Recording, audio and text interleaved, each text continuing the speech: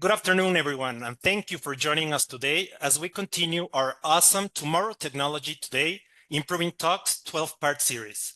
My name is Armando Lopez, and I am thrilled to welcome you today. Now, let's talk a little bit about our co-hosting partners for this session. Love it when we get one of these pair situations. Jeff Armstrong is a seasoned professional in the field of data and analytics. Over the years, he has accumulated a wealth of experience through roles such as data conversion specialist, system administrator, database administrator, site operations delivery, and data engineer. On a personal side, Jeff finds solace in the oceans and fishing for salmon in his hometown of Vancouver. On the other hand, Kay Orr has worn several hats throughout his career in data analytics, working with a diverse set of clients and industry.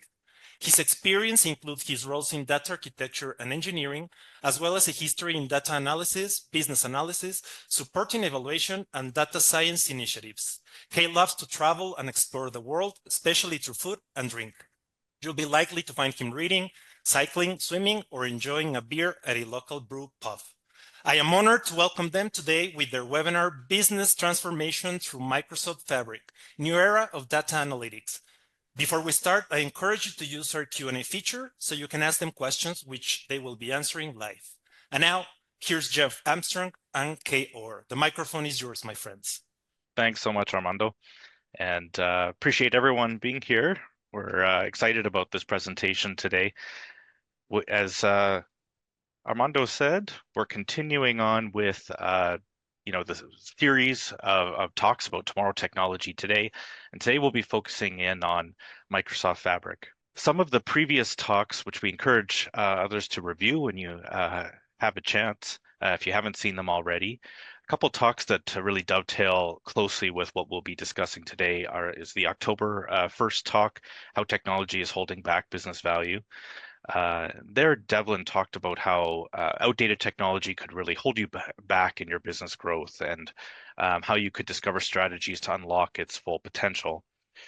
So really the importance there of choosing the right data platform and also making good use of it. Directly tying in as well with our discussion here on Fabric is the October 15th talk from Rich McCraw on how to tell if your data platform is actually modern. So Rich there discussed the evolving needs that we have from our data platforms, from historically more simple and straightforward solutions through to the complex needs that we have for today and that we know are coming tomorrow. He identifies the hallmarks of modern data and what is needed from a modern data platform to bring value now and into the future. So that really leads us into our conversation today as well. Some of those hallmarks of modern data is that were covered there was talking about big data. And what do we mean by that? It's kind of a term that's thrown around, but one of them is not only the volume of data that we're talking about, which we all know continues to grow, but it's different types of data. So not everything is a neat field that fits into a row and column in a table anymore. We deal with unstructured data or data in many different formats, and that's going to play an increasingly important role in deeper analytics such as AI and ML. We have streaming data. It's not necessarily just pipelines that run at a particular time, though that's still part of our day-to-day, but streaming data where we need to be taking in data from IoT devices or many, many other sources. We need tools that can meet the challenges of real time. Storage versus compute was another thing that was analyzed. Our platforms need to be versatile. It's not always that our compute needs grow as our storage needs do. We need to be able to balance and mix according to what our needs are today and be able to pivot and scale to or pivot according to whatever we need to scale to tomorrow. Also the need to reuse our data, make it available where it is, leverage it where it's at. Interoperable standards. Really going away are the days of working in tightly like walled gardens of proprietary formats. It's important to us that our modern platforms take advantage of the open standards and technologies that the industry is really continuing to better every day. So they need to take advantage of that and give people flexibility to not be locked into those into proprietary formats or standards. We need robust governance and security, AI and ML. We have strong need to be able to do more than just reporting. We need to be able to get deeper insights out of our data and have tooling that supports this. So really just setting the stage for today's discussion, where we're going to be talking specifically about Microsoft Fabric, how it meets the criteria of a modern data platform, and how it can be suitable for your needs both today and tomorrow. We'll talk about how Microsoft Fabric can revolutionize the way you work and the solutions that you can build. So a bit of a note, Fabric is, as we'll see, it's a comprehensive data analytics ecosystem. This is not just one particular piece of functionality. This is really an entire ecosystem that you work in. So today's a bit of a 10,000-foot view. At the end of today's session, you'll have seen some highlights of Fabric's infrastructure, its functionality, its workflows, and how that fits into its place in your organization and your teams. We'll also discuss what your next steps can be to adopt or migrate to Fabric. What would that look like given your different scenarios you're coming from? With no further ado, we'll jump in then at what is Fabric. So very high level, it's an all-in-one analytics solution for enterprises, covers everything from your data movement, data science, real-time analytics, business intelligence, and a key component is that it is a shared platform. So that means that a lot of these different functionalities, these experiences, have a single unified surrounding ecosystem around them. It brings together new and existing components that come from other services as well. So if you've been working in Azure Synapse or Azure Data Factory, it's bringing different components of those, as we'll dive into a bit later, into a single ecosystem and work environment. Fabric is a relatively new product as in its current form. So it was first announced and made available in preview last year in May, and general availability was last year in November. So we're right around a year of working with Fabric, and we've seen huge developments in it throughout that time. A couple notes on some of the points here on this slide. So we're seeing those different experiences across the top, data factory, data engineering, etc., that we'll be diving into individually a little later in this presentation. But underneath those underlying unifying foundational sort of services or experiences.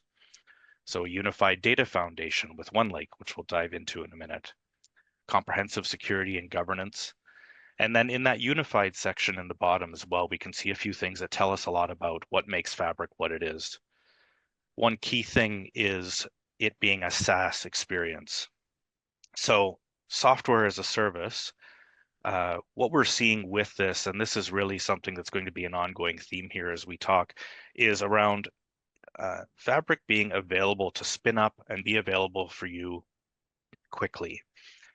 So the promise of SaaS, and that we really see in our experience, is the instant provisioning of resources, straightforward onboarding, and lets you get much quicker return on investment for your product. So this is versus, say, some of the Azure product offerings, product as a service, or sorry, platform as a service with, say, Azure Synapse. So the way I like to think of it is your SaaS offering is like you're renting out a furnished apartment versus maybe building a house. You're not really worrying about the setup. You're not worrying about the foundational components here, or about maybe how everything has to fit together. You're not managing firewalls and access rights. These things are readily available for you to just start working with immediately. Another component is that unified compute. So as we talked about a bit earlier from the modern data needs, we have the need to be able to have our compute requirements scale with us. Maybe we need a dedicated development environment that gets its own compute, or we have critical services that should have their own compute. Maybe the need for them grows, and so we need to be able to scale that up. Fabric provides a very easy to understand and very flexible and versatile unified compute environment to work with. And unified storage, as we'll talk about in a bit here, means that all your data is available to all these different experiences. So again, breaking down that time that's needed in getting your services talking to each other. Thanks, Kay. So before we get into any of the reasons why Fabric can be that transformer of how everyone works together on analytics engagements, not to mention how it can save time and money on day one, we should look at what the typical landscape look like in a data and analytics environment today. From the beginning, as you can see in this diagram, the ingestion pillar, let's say, may have forced you into utilizing more than one ETL tool, forced upon by the vendor of that system, or perhaps maybe it's just simpler to do so because of native extractors from that system. So already you probably need two different resources with different skill sets to extract from, one or two of those systems. Or maybe one very astute developer skilled in both. Still, regardless, you can already predict that you're already getting two bills for those tools. When it comes to storage, as another example, NetApps or SAN storage, or even any storage in the cloud requires someone or some team to be contacted and provision and manage said storage systems.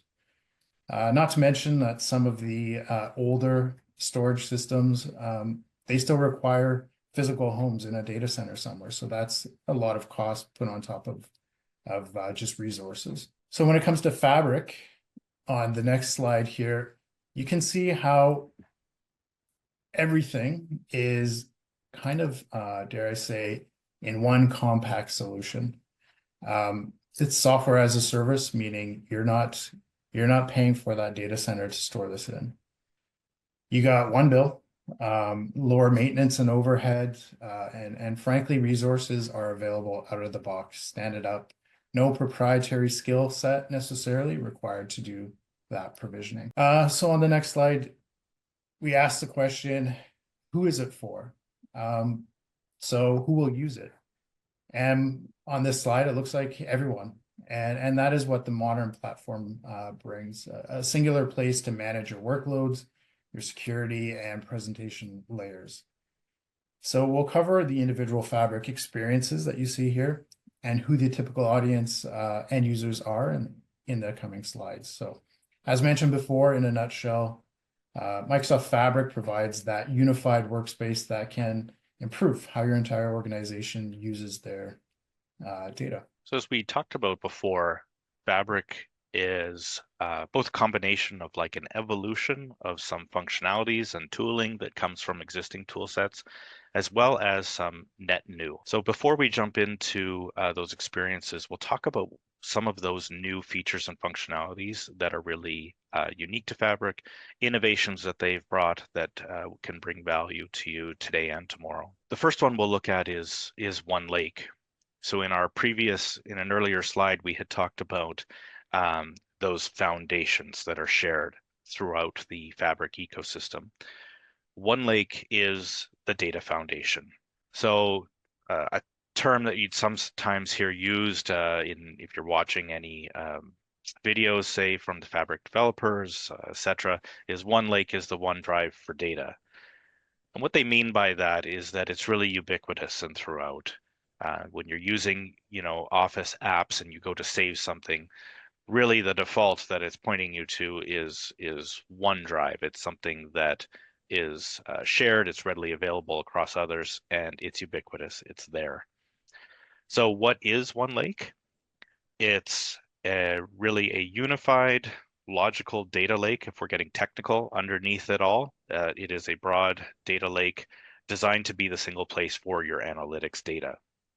So you don't create a One Lake when you sign into Fabric. You have a One Lake, exactly one for your tenant. Underneath, it's built on ADLS Gen 2. So this isn't. This is taking something that Microsoft has been doing very well for years with its ADLS service, and enhancing that and bringing it in as a foundation of Fabric.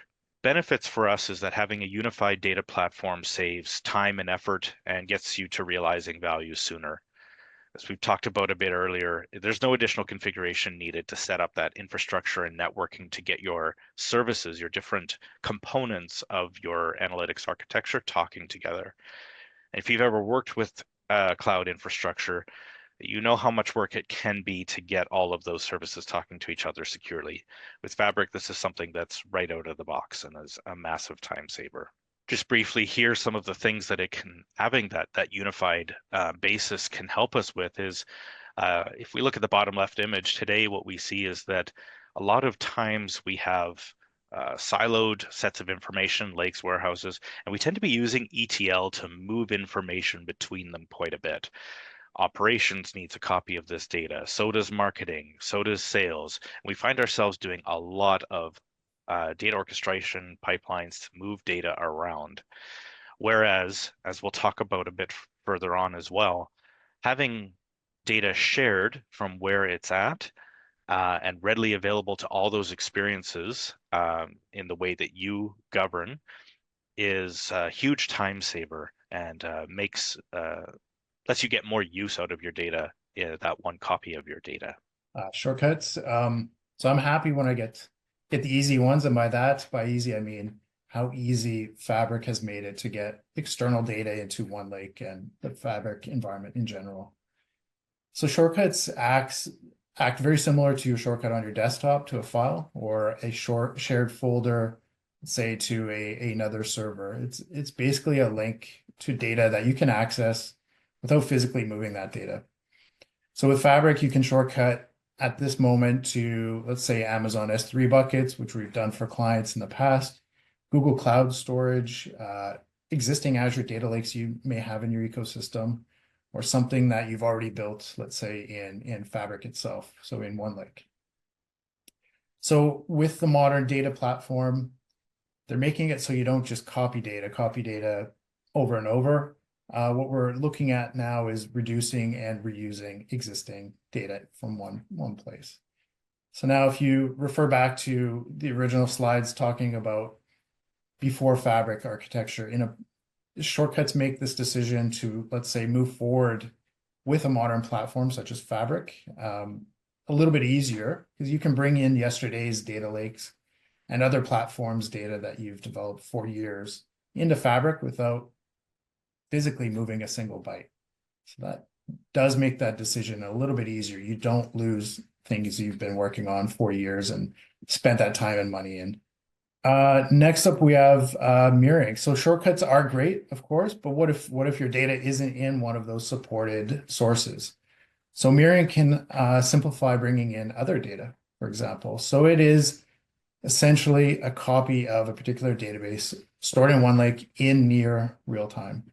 So mirroring utilizes CDC, change data capture, for proprietary data stores to identify changes and move the data shortly after it happens, which is great, which is the near real-time data capture.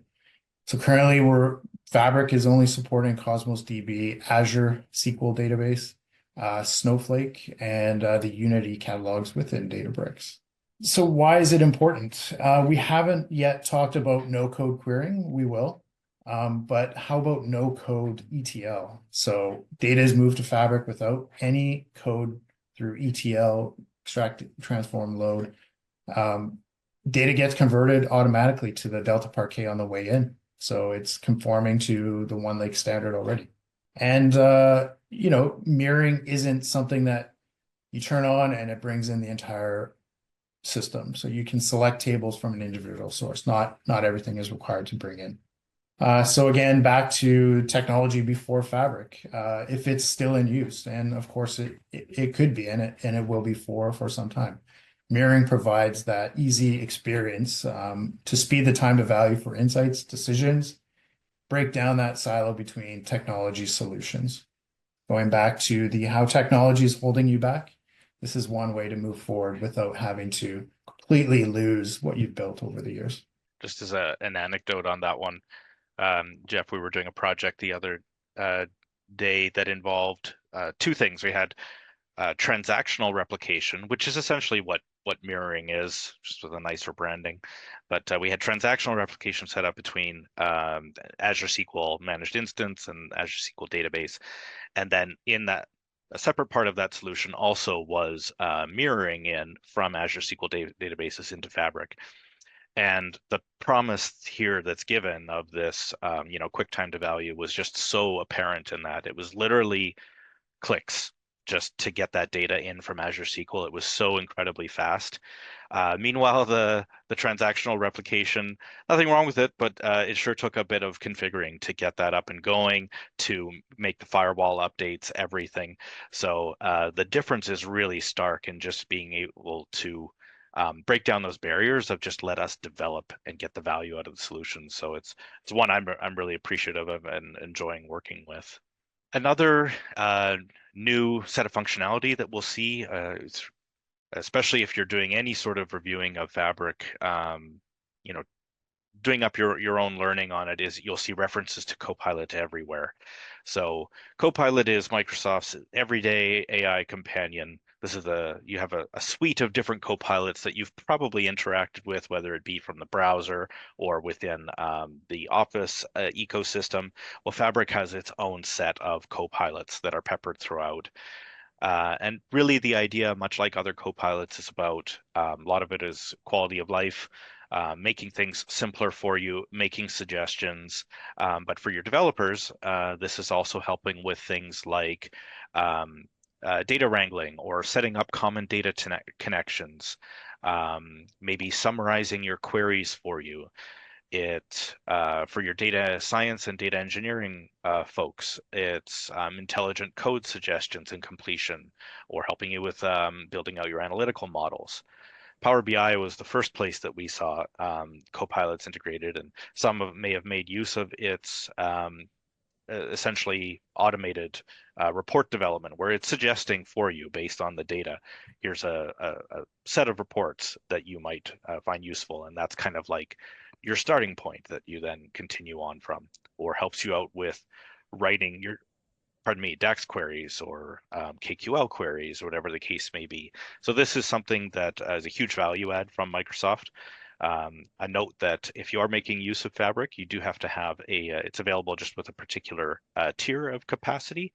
So that is something to note, but can be huge time savings and a help, really. It's an assistant for your developers, analysts, report developers.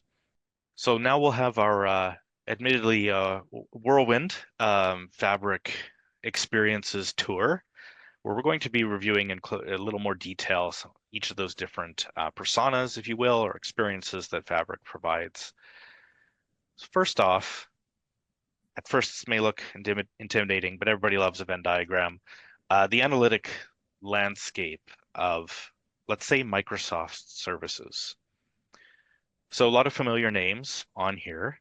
And as we've talked about before, just to set the stage of what Fabric is, as we've said, it brings together both existing and new functionalities into this unified cloud-based platform.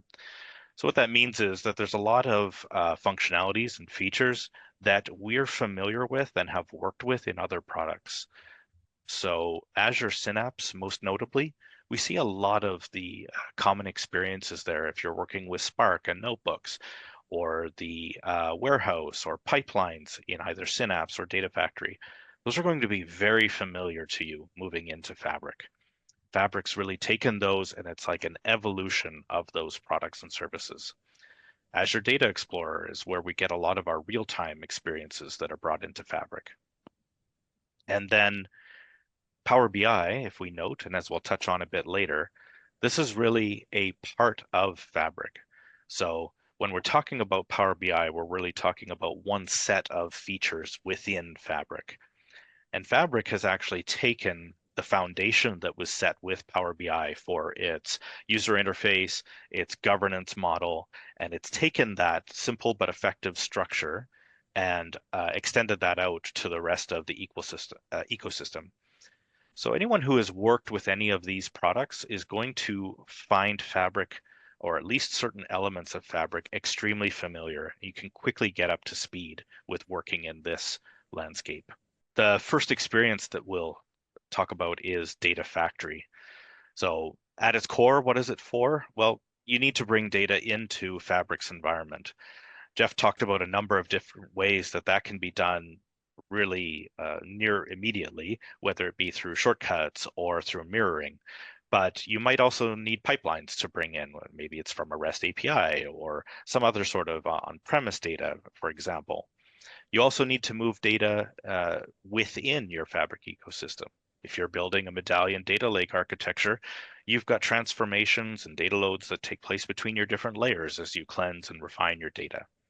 So Data Factory is really your bread and butter then. There's two primary high-level components you work with in Data Factory.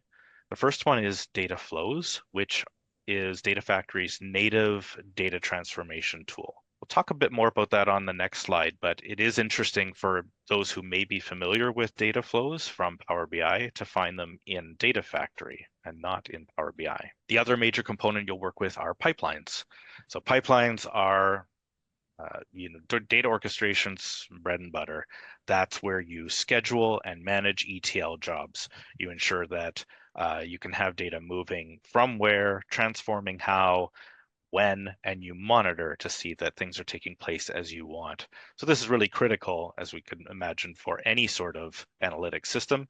We need to ensure that these processes are taking place in an orderly way, the way we want them to, in the order we want them to, and when. Another note on this data flows, I think this is a huge innovation that's been brought into Fabric because it really empowers the no-code or low-code citizen developers that we have in our environments. We'll have to just do a quick review of this one, but it's an interesting thing to delve into further because a big difference is that we're taking that easy, straightforward development experience that data flows brought to the table in Power BI, really empowering those who don't know data engineering or data warehousing to take data, perform transformations on it, integrate it, and build that into a data model.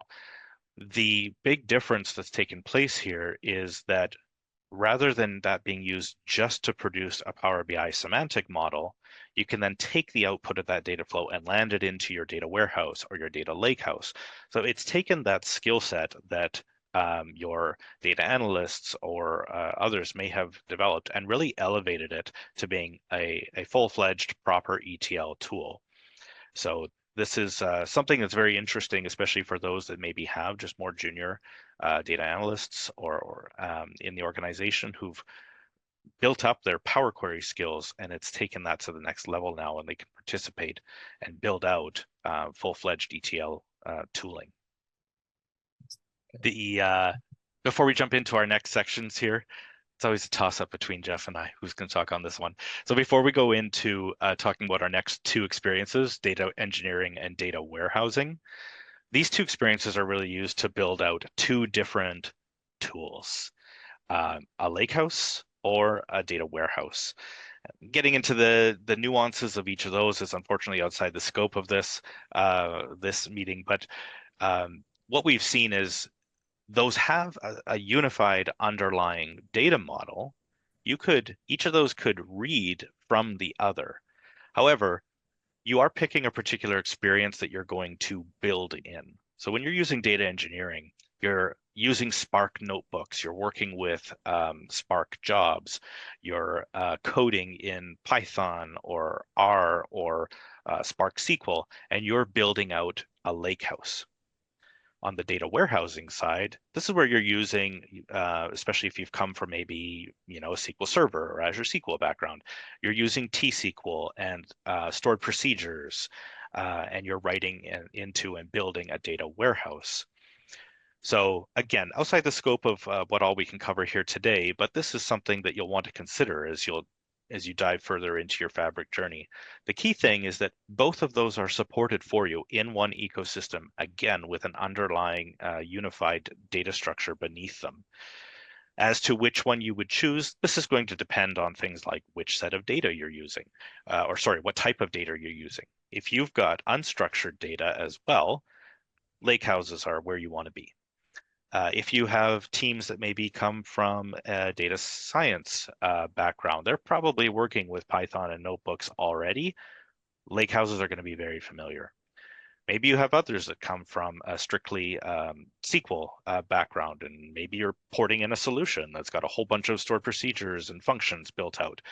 You might be leaning more toward a data warehouse. So each have their unique features, and which one is going to be right for you is going to depend on the nature of what you're working with and the skill set of your team.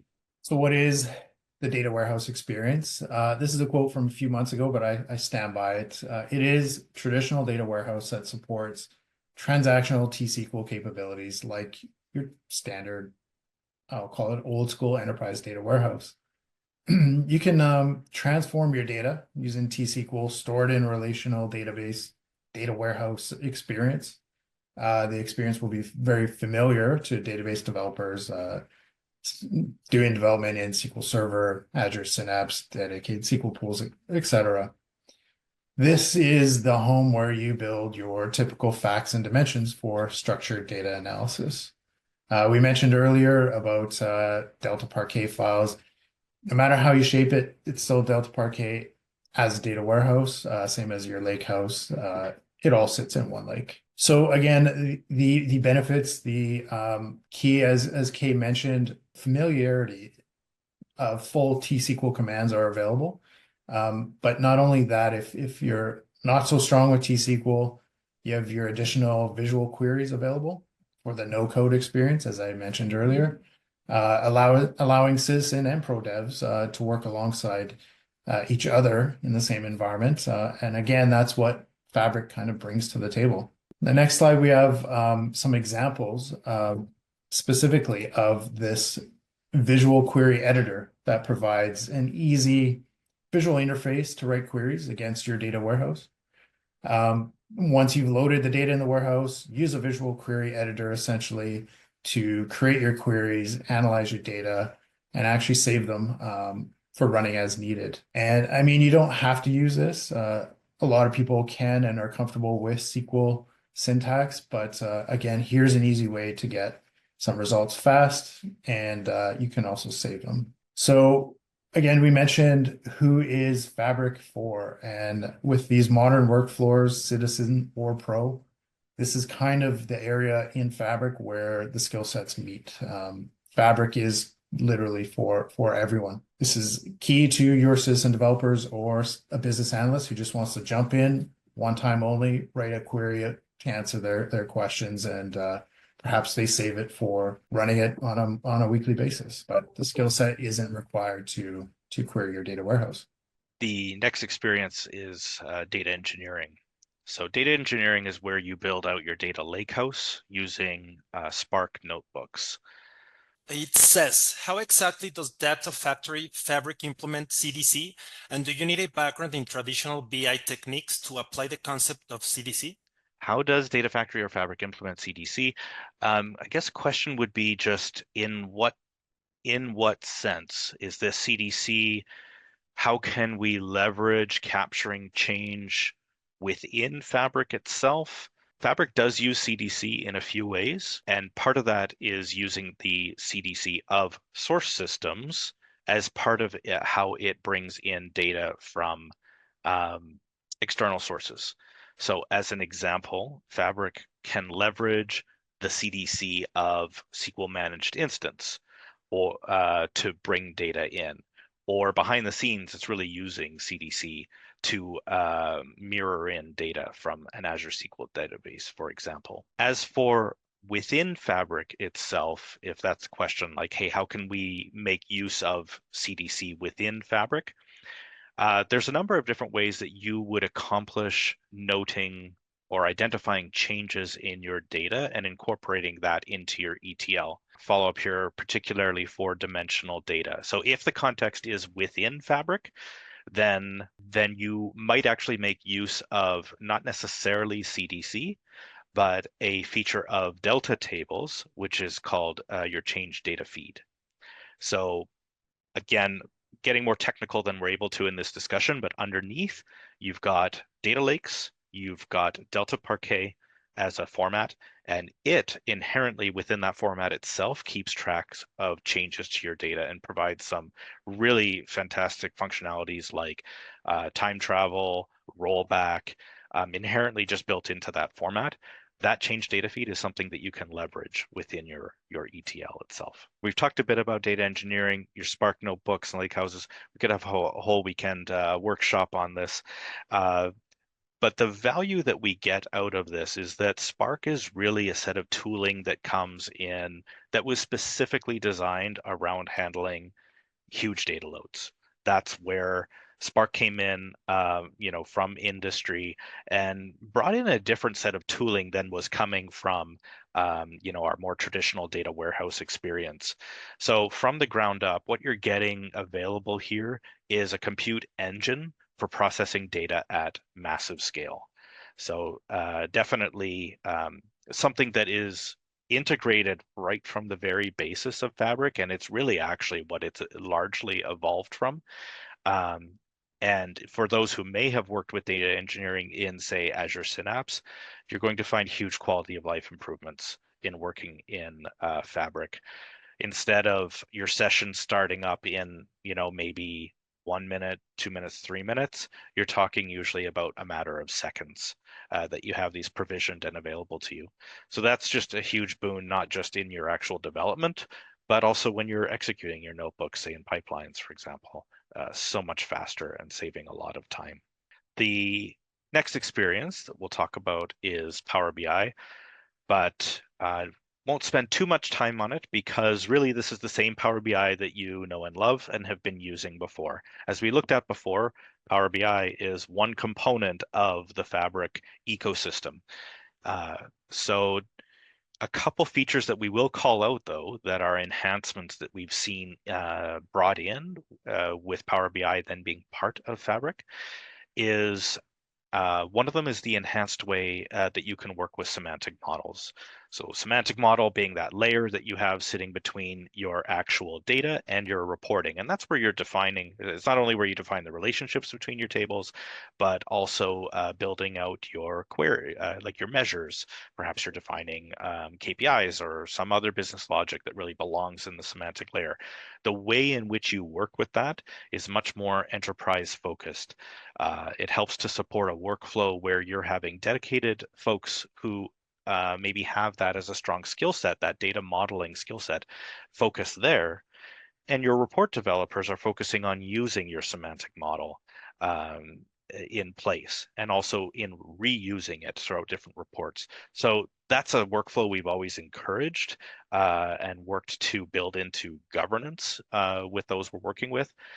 Fabric makes it that much easier to do it because it helps to create that distance between the semantic model and the report itself that it's based on. Another huge benefit that we can see is direct lake storage mode. So typically we had import, bring in your data, store it in a Fabric model, or direct query, where it reached out to whatever external source, wherever it was. And those were your two different ways of really working with your data or your data modes. We had a third one in Fabric called Direct Lake, which is bringing in some of the benefits of each of those. And it's something that's readily available with any data source that you build in Fabric. You've built a data lakehouse, there is automatically a auto-maintained semantic model for it that makes it very easy for data discovery and ad hoc analytics that you can just point at it.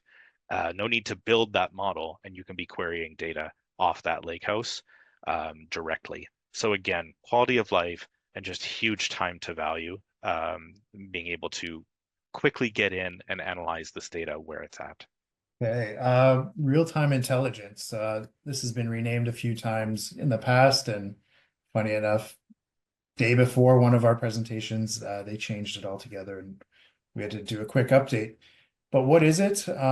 It's an end-to-end solution for event-driven scenarios, streaming data and data logs. Real-time hub, which is kind of the capsule for it all. It's essentially the single place for all your data in motion across the entire organization. And again, it's great. Fabric provisions this for you out of the box. So the real-time hub essentially, basically sets the figurative kitchen table for you. It allows you a place to ingest and manage and even consume your real-time data, whether it's from streams and KQL database or databases, and other streaming data, Microsoft products, your events, including Fabric events. So as well, similar to Azure Data Factory or Data Factory within Fabric, you have your many out-of-the-box connectors you can use to connect quite easily to your sources. So what's so great about this? Well, again, as I mentioned, it's an organized place for all your real-time activities out of the box. Once again, very little provisioning time. You could do things such as track your CDC events through the real-time hub, or monitor your Fabric activities, trigger actions based on these events, etc. And you can see there Reflex, which is the thing tracking these events and triggering other events to occur. And with that, there's another tool that kind of belongs with real-time intelligence. So we decided to speak to it immediately after real-time intelligence. And we're only touching this lightly. In our longer road shows, we spend a little bit more time going through real-time intelligence. But that other tool, Data Activator and K, is on the next slide. So Data Activator is a really interesting new set of tooling that's built into Fabric. It was net new with Fabric. Microsoft referred to it as kind of your digital nervous system. It's there monitoring the data that you have in OneLake, and obviously according to what you define.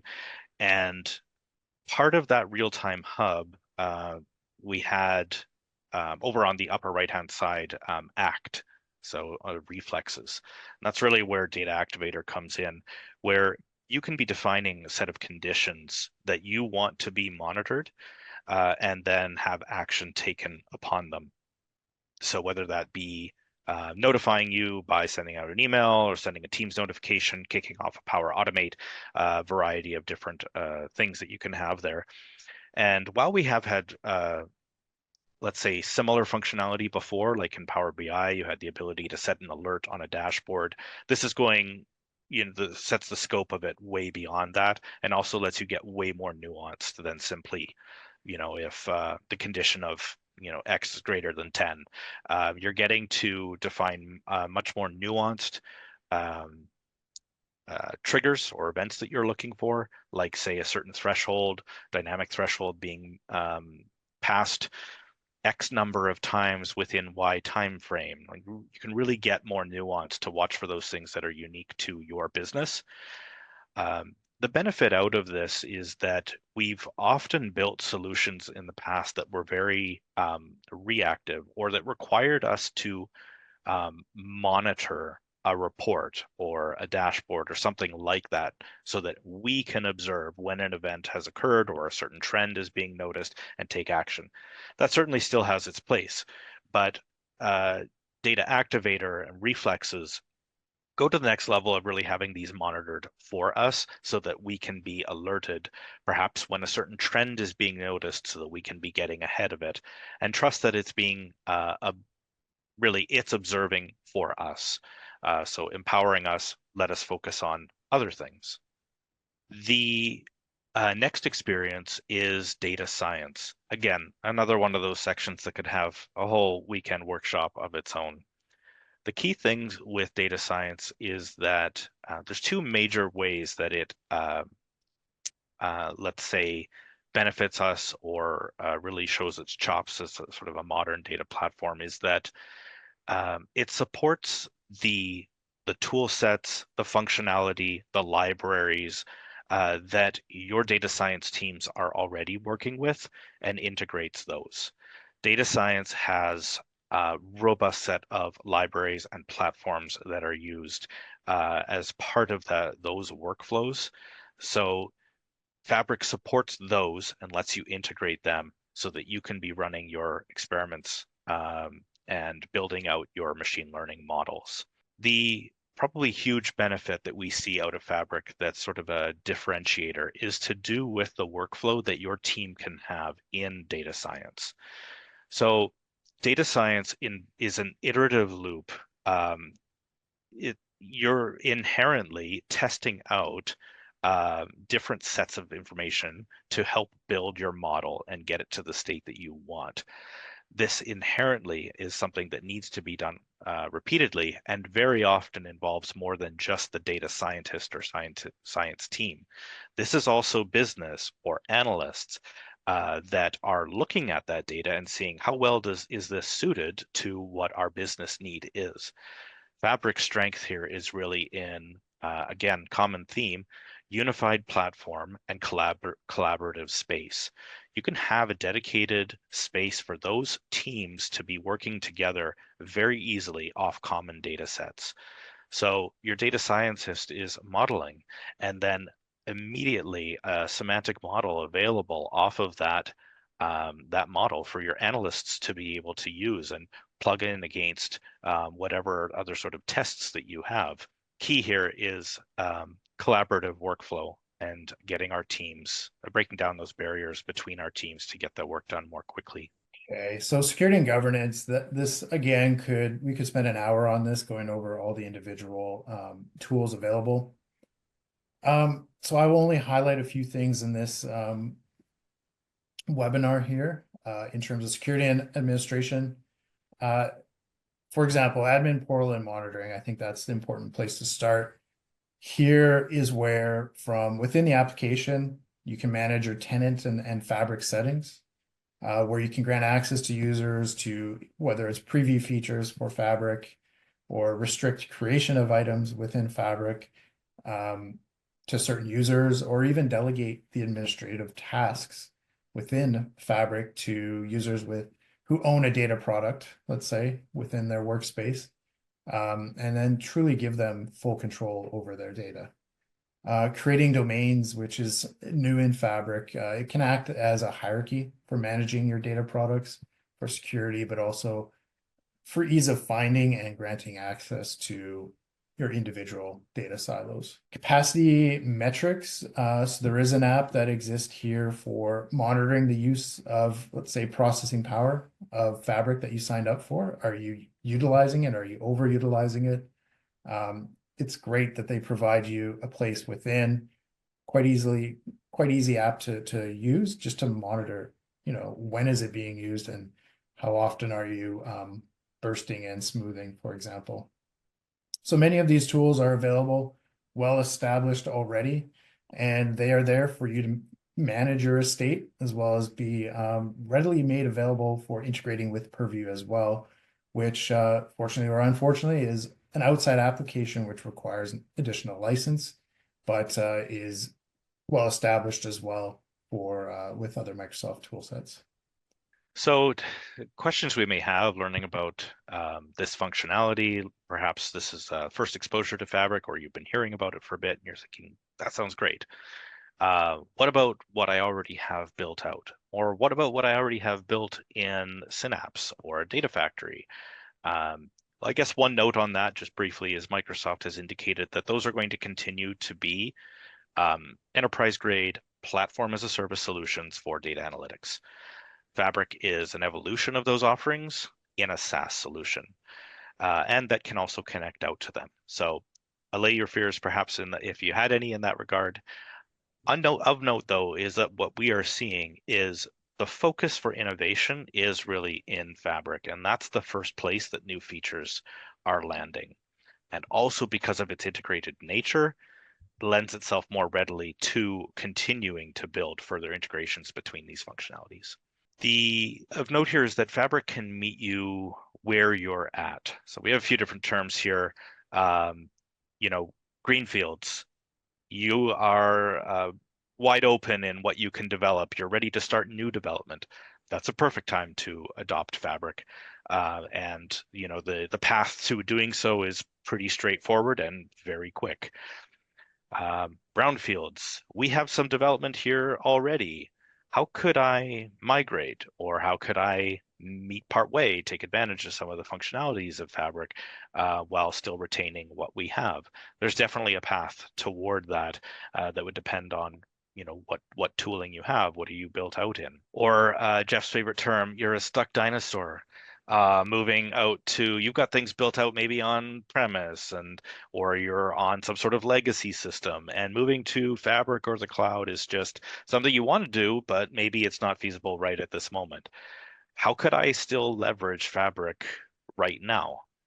So again, outside the scope of what we can talk about today, but the answer is there's definitely, and you may have seen through a lot of the functionality that's been talked about, Microsoft's made it easy to, in a lot of different ways, to be able to bring in data from where it's at so that you can be leveraging Fabric's analytics and workflow functionalities with your existing solutions. So what's next? Well, for one, let's talk. You can reach out to myself or Kay directly, or talk to your improving contact. We'll leave our email address at the end of this call, and I see that Armando has left our LinkedIn profiles as well. Of course, you can learn more at Ignite, which is in Chicago this month. And if I could see the audience here, I'd ask, raise your hand if you're going to be attending. And I know Kay's got his hand up, so you can meet Kay at Ignite in Chicago this month. Microsoft has plenty of learning modules and labs that you can follow for every experience we talked about today. It's one way to really dive deep into it and get your hands dirty as well. Or come see us at our Fabric Roadshow. So Kay and I will be presenting in St. Louis in early December. We'd love to see you there in person and have a longer conversation afterwards as well about your specific environment. Or if you wish, bring us to your city and we'd be happy to present there as well. We've been around North America a few times now for the last year. Happy to do it again in your city.